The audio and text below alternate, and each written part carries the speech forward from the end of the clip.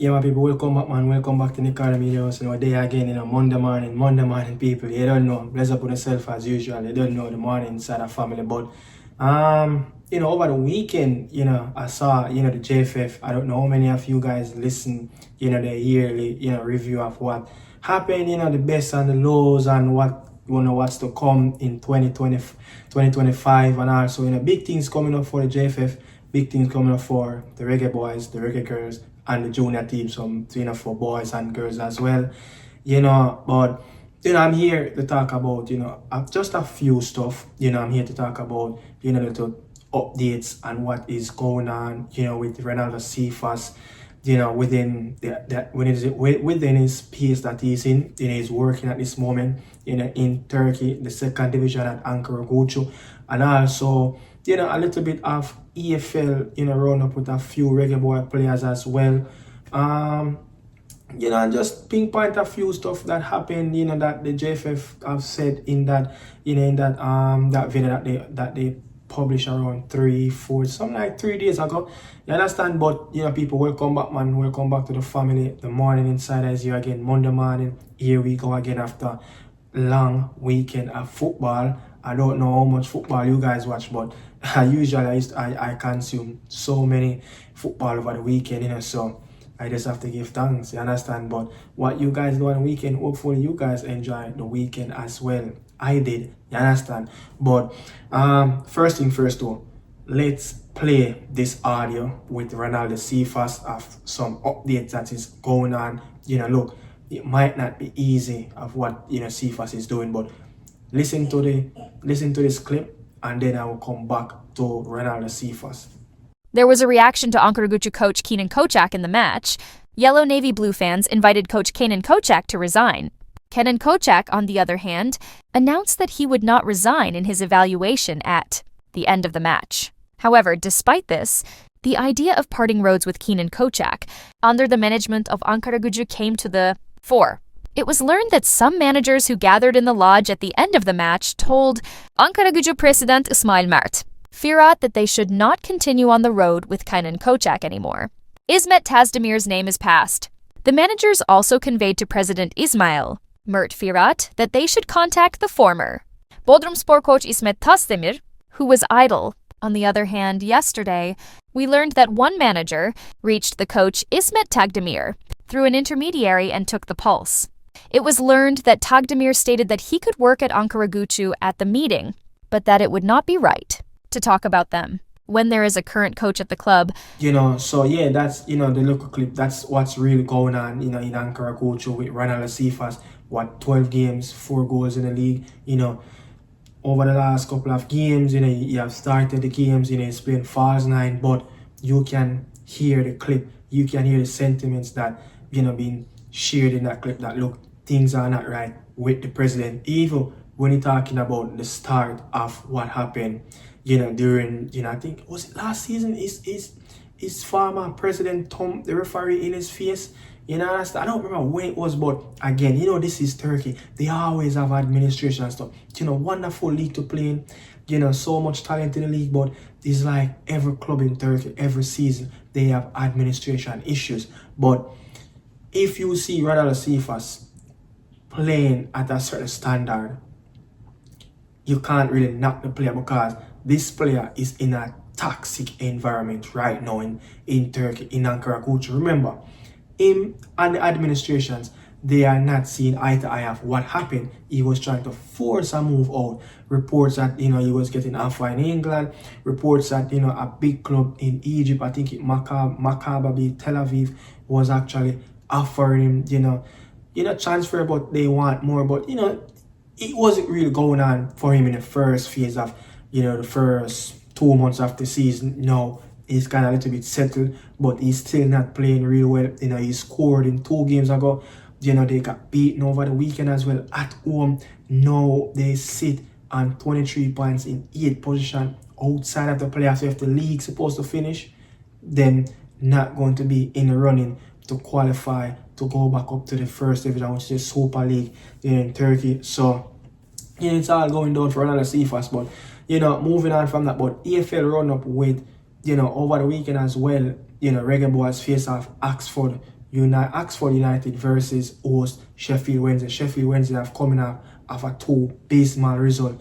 I think they drew against Preston and they lost 1-0 against, they lost 1-0 at home, to Blackburn Rovers. Look, before those 2 games that they dropped us, they were like 3-4 games unbeaten.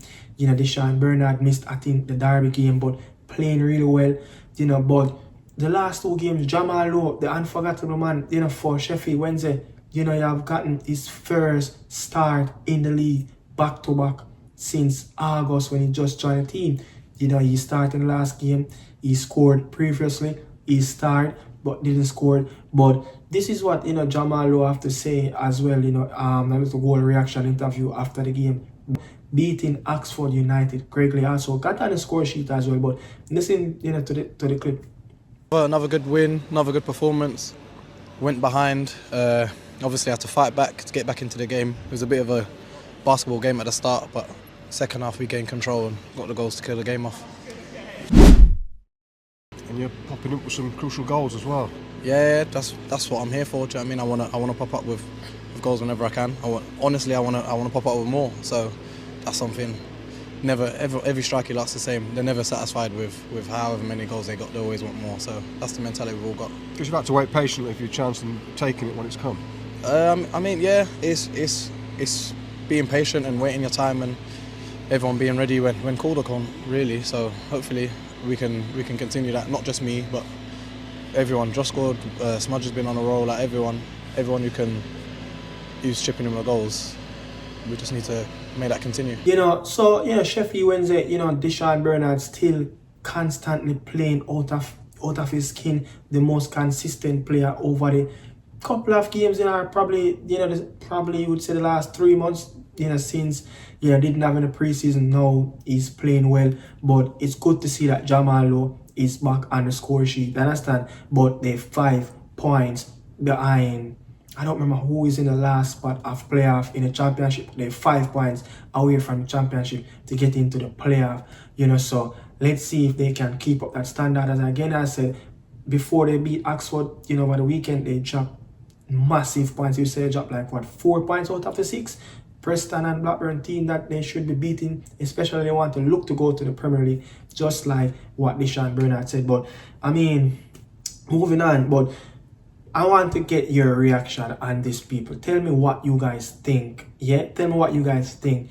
Should the JFF go out there and get friendlies against Trinidad with, we know we're going to get, a local team, probably, local players, probably get players in the USL as well. I don't know if we're going to get players in Europe, but we're going to get players locally. Hopefully we get USL players. We need young players in this.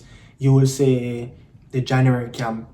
Steve McCarron going to look at some local players, look at where they are, look at their potential, look at look at everything, assess them overall to see if they're ready to step up to play with the big boys, with competitive game, and who's ready to join up with the big boys whenever there's competitive game for the reggaeboyz. But I'm just saying, hopefully Steve McCarron can get young players. We don't need players like 29, 30, like in previous we see Sole McCullough, Fabian Reid. No disrespect to those players. Those players have no future in within the space of the reggaeboyz. You understand? We need young players. Probably pick a decent under 23, under 25 squad and going. But Trinidad, listen to this clip of the Gensec and the Prezi. The Gensec and the Prezi talking in that yearly review that they're talking about friendlies, and I will come back to that. It's going to be the structure of the camp. But again, usually how it works is that based on our situation, we have to be cautious and very careful in terms of how we extend invitations to respective member associations. So, for example, you might extend an invitation to the US to play, but they'll come back to you and say, okay, we'll play, but you're responsible for hotel accommodation, airfares, transportation, probably if they go through an agent, match fees for the agent. So we really have to be careful how we do it. But usually those big hitters don't usually play outside of the windows based on availability of their respective players. In December. We could pursue that avenue, now that you have said that. But as it is now, we are having negotiations with Trinidad for 2 or 3 games, sometimes in January. But what you have said, we can discuss it and see affordability would certainly be an issue. And we will look on what you have suggested and see how workable it is. But if you can listen to what they're saying, it seems like the man is not educated enough around the region. This is why it's important to have footballing minds. Yeah, people, all the thing. Tell me, drop it down in the comment section. Should the Reggae Boys go out and try to play Trinidad and Tobago? Look, in Central America, you have the Apertura, which is run from about July until December. The Clausura season run from about March to June. This is our Latin, and you go over South America, it is the same. What we can't get, we see the US will play Venezuela January 18 with their winter camp, and then the 22 they will play the Los Ticos, Costa Rica.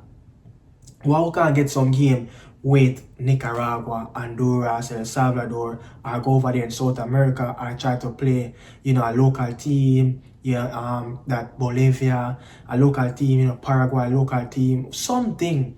It will be a very good test. I don't think play these teams in the Caribbean will be a test for these players, because we want to see the level of where they are. And I think play teams from Central America that they will pick up a local team. It will be a very competitive, friendly. And we can play 2 or 3 a game series. Is that we go over there, which I think it might be cheaper if we go over there. You understand? Rather than sending teams. But they're talking about even money. Like, I know if you guys really want Trinidad to come here, we probably have to pay a certain expense. You might have a deal or a bargain with Trinidad where they're going to cover a lot of or some of the expenses, but I don't get it, man. I think we kind of dropped the ball of trying to go out there. And again, the man them not really educated enough. Listen to how they speak a while ago. You understand? This is like the man them never know. Yo, big up to the man that asked him a question. I think it's Mr. Pierre, Shavan Pierre. Big up to himself, big up to him as well. But the man them seems like they never educated enough around that. Like, these teams have summer camps. Yeah, these teams will have not summer camp. These teams will have winter camp in January. Yeah, Honduras. It's easy. We can get an unofficial game. Their club league will close off. Yeah, a lot of their club league in Central America is finally done. You know what happened yesterday in Liga MX? Monterrey and Club America have closed out the Apertura League. So everything is closed. The Brazilian League is closed. Almost everything is closed in the Americas for the Latinos leagues. So I don't know. I think we kind of dropped the ball on that. But let's move on. But drop it down in the comment and let me know what you guys think. But updates in relation to AIRLINE deal. Do you have any updates where that is concerned? No, I actually had a discussion with the person who was working on it last week, and they're still working through it. They're hoping for a breakthrough in January. So we don't have anything on that yet. And one of the persons who I've been talking to also was one of the persons who made a bid in the travel procurement process. So we're hoping that, even if we don't have a deal with a direct airline, which we're talking to 2 of them now, we would at least have a deal with someone in the industry who can assist us with getting, discounted flights and that sort of thing. Because the idea is really to cut down on the costs. It's probably the most significant cost we have. So we're working on it from different angles. So hopefully January or so, we will have that in place. But they also talk on improving financial stuff, and talk about the JFF live. They're going to have subscription where they're going to have fans to come and pay, and you can watch, and you're going to have very nice good streaming. They talk a lot on that too as well. So I'm just saying, hopefully things like that can pay, because I am a I am a paid subscription of, you know, them MUTV, you know, the Charlton Athletic. I want to see, you know, the whole city, because I want to get contents that whenever stuff come up with the reggaeboyz, I can get full contents from those, you know, from those TV, the Charlton TV, the All City TV, the Man United TV. So if the JFF going to come up with something, surely a lot of us will actually go in and pay for that subscription, because it will be more easy. And I could not even know that the man them didn't even know, say, or didn't even monetize the YouTube channel where they can get money. So all these times, you see that JFF never did get money off of the content, you know. But it's good to see that, you know, the man them really are push forward for these things as well. You understand? But I could probably go more and more into what talk about in that, you know, in that yearly review thing. But I mean, they said what? January 10th, there will be a launch of the YouTube TV, you know, the live of moving forward. So we will hear more on that January 10th. You understand? But people, bless up on yourself. You know, thanks for watching Nicardo Media House. You know, it's Monday morning. You know, hopefully, you know, tomorrow again, see you guys right here. Come with something brand new. Bless up to yourself.